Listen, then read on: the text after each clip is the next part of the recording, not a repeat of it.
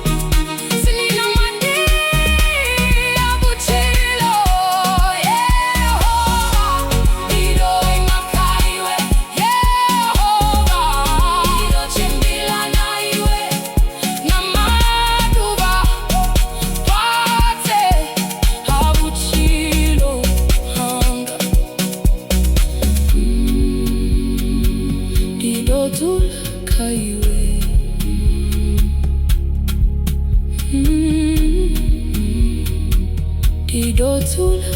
kaiwe